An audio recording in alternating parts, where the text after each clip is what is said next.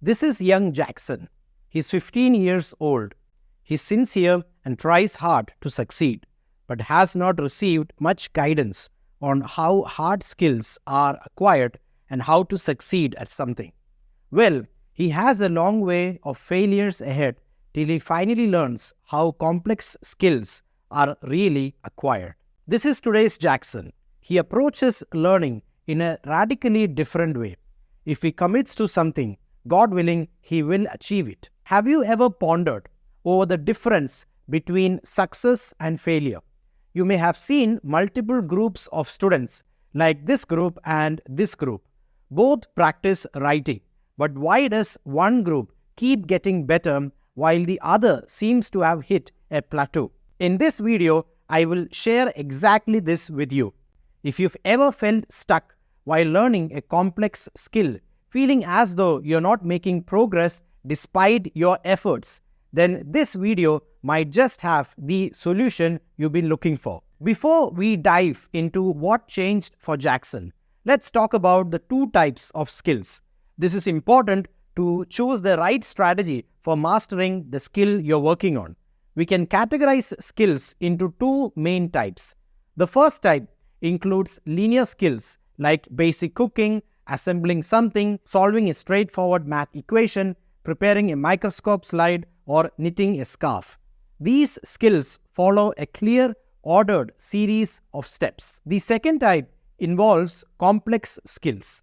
These are non-linear and might include tasks like playing strategic games, writing creatively, engaging in research and development, entrepreneurship, solving advanced problems in dynamic settings, or composing complex music.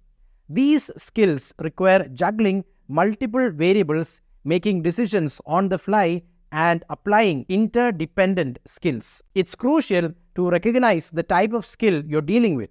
Using methods effective for linear skills on complex skills often leads to frustration and failure. The funny thing is, those unfamiliar with the complex skills you're learning will typically think of it as a linear skill. Oh, you're working on building a YouTube channel. Well, it's just about speaking something into the camera and then putting together a thumbnail, right? They think of learning to build a YouTube channel or any other complex skill as something quite similar to learning to knit a scarf. Well, the truth couldn't be further apart. With this understanding of the vast differences between linear and complex skills, it's clear that mastering any complex skill involves a nuanced approach. This leads us perfectly into a fascinating experiment that showcases just how impactful the right learning strategies can be. So drum roll please, introducing the rotating focus method. I believe if you truly grasp and apply this method in your studies, it'll boost your performance to beyond what you've imagined. So let's dive into an experiment that really puts the rotating focus method into perspective. Researchers used a vintage video game called Space Fortress, which challenges players to manage resources, strategize against opponents, and master controls all at the same time. You'll find that this is similar to juggling different writing tasks, from brainstorming ideas to structuring your piece, or any other complex skill which you may want to learn will have such similar components. In the study, participants were split into 4 groups, each playing the game over 10 sessions, totaling about 6.5 hours.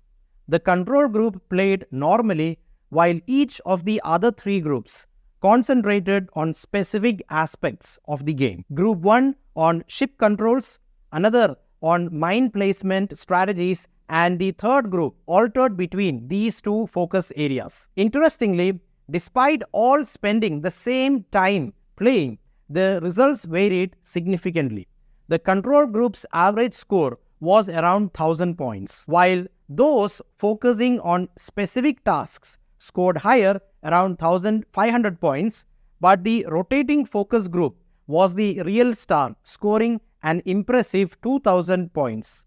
Even more telling, once all the groups returned to playing the game normally for the last 4 sessions, the rotating focus group not only maintained their lead but improved even more. This shows us that by shifting focus systematically, we can develop a deeper, more versatile mastery of complex tasks, much like how rotating study focus areas can dramatically improve your learning efficiency in real life. If we apply this experiment to the complex skill of writing, we might expect similar outcomes.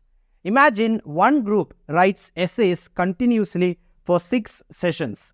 Another group, however, practices writing by focusing on different aspects in each session. In session 1, our experimental group doesn't just start writing, they focus on content knowledge. They dig deep into various subjects, making connections between different ideas. It's like gathering all your ingredients before you start cooking a complex dish. In session 2, the group shifts to structure and organization. Here they don't write straight away. Instead, they sketch out their ideas, creating outlines that map out the flow of their essays. Think of it as constructing a blueprint before building a house. By session 3, it's all about clarity and precision. This session is dedicated to refining their language, simplifying complex ideas to make them crystal clear. It's similar to polishing a diamond to make it shine. And session 4 brings a focus on analytical ability. The students dissect essay prompts on questions, planning responses that not only answers the questions directly but also offers deeper insights. It's like solving a puzzle, finding the best fit for each piece. Session 5 is about presentation. The students work on the visual appeal of their essays using subheadings, bullet points, and diagrams. This isn't just about making their work pretty.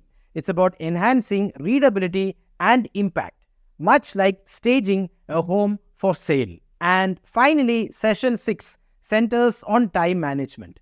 They practice writing within timed conditions, which sharpens their ability to produce quality work quickly. Much like a chef learning to prepare a 5-star meal during a dinner rush. After a few months of practice, the second group, which focused on rotating their attention to different writing components, would definitely outperform the group that viewed writing as a single skill. They built up the necessary components and integrated them effectively over time. Have you ever had this experience where you learned something but then were not confident enough to use that in an exam? I vividly remember having learned some speed math tricks but not having deeply understood them. I hesitated to apply them in exams. That's why understanding this method deeply is crucial, because we can only implement what we truly grasp. Let's now compare the rotating focus method with traditional learning approaches across 6 parameters to further illustrate its benefits. Number 1, integration versus isolation. Traditional methods often isolate one topic at a time, but with rotating focus, we frequently switch our primary area of focus. This not only keeps us engaged, but also helps us integrate various aspects of what we are learning. For instance, when learning to code, you might alternate your focus between syntax and applying these in project scenarios, understanding how these elements are interconnected. Number 2, adaptive learning. This approach is inherently adaptive. It encourages you to assess your strengths and weaknesses actively, adjusting your focus as needed, which is far more dynamic than the linear progression traditional methods often follow. Number 3, cognitive flexibility. Frequent changes in focus improve cognitive flexibility, enabling you to switch between different types of tasks or problem-solving approaches effectively. This is essential in areas like programming, where you might need to think about both detailed code and project architecture simultaneously. Number 4, contextual learning. By rotating focus, you're encouraged to apply what you learn in varied contexts, which deepens understanding and aids retention. One day you might apply a programming concept in one algorithm, and another day you might optimize it under different conditions. Number 5. Skill integration. This method also promotes the integration of multiple skills or knowledge areas within a single learning session after individual focus periods. A coding session, for example, might begin with debugging, move on to algorithm refinement, and conclude with optimizing data structures, all in one sequence. And number 6, preventing plateaus. It helps avoid the learning plateaus common in traditional learning, where prolonged focus on one area without sufficient variety can halt progress. Now, having understood the rotating focus method in detail, it's beneficial to compare it with another learning strategy we've discussed before, which is interleaving. Comparing these methods will even further help you deeply understand scenarios for which the rotating focus method is the best way to achieve true mastery. Let's start with the similarities between these two methods. First up, both these methods shake things up by changing what you practice, and that's a big plus. Let's discuss 3 key benefits they share. Number 1, variation in practice. It's like switching up your routine at the gym. Instead of doing the same workout every day, mixing it up keeps things fresh and keeps your brain engaged. Number 2, enhanced learning retention. This constant change challenges your brain to adapt and improve. It's tough but effective, like mental cross-training that helps strengthen those neural connections. Number 3, adaptability. No matter what you're learning, be it algebra, basketball, or playing the guitar, both methods can be tailored to fit. That flexibility means you can use them in pretty much learning any complex skill. Now the differences. Even though they are similar, the way they go about improving your learning is pretty distinct. Let's explore 3 main differences between these two strategies. Number 1, focus and scope. When it comes to the rotating focus method, this method is like deep diving. You immerse yourself in one aspect and get really good at it, and then move on to the next. It's about mastering parts deeply before integrating them. When it comes to interleaving, this is more like a quick switch. In one study session, you might tackle multiple topics, which forces you to adapt rapidly. It's great for training your brain to switch gears quickly. Number 2, purpose and application. Rotating focus method is ideal for skills where the sum of parts is as crucial as the parts themselves. Think of a musician or a sports player where seamless integration of skills can make or break performance. When it comes to interleaving, it shines in settings where you need to solve different kinds of problems, like in maths or science exams. It helps you learn to identify and apply the right approach to varying challenges. And finally, learning context. When it comes to the rotating focus method, here it's about going deep with one thing at a time, ensuring you don't just know about something, but you understand it inside out.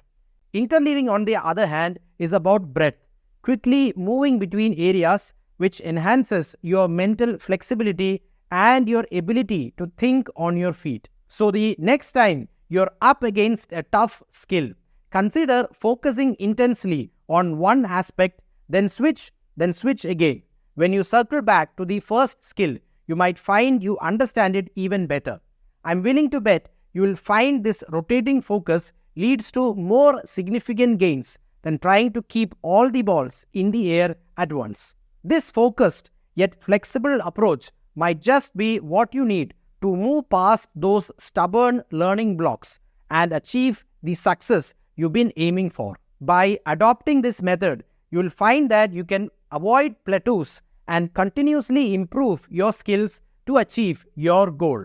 Remember, understanding how to study effectively is like building leverage. It pays off significantly in the long run. Check out this video where I talk about a costly mistake I did because of which I missed an important question in an exam, and I also discuss 4 scientific study techniques to enhance your studies.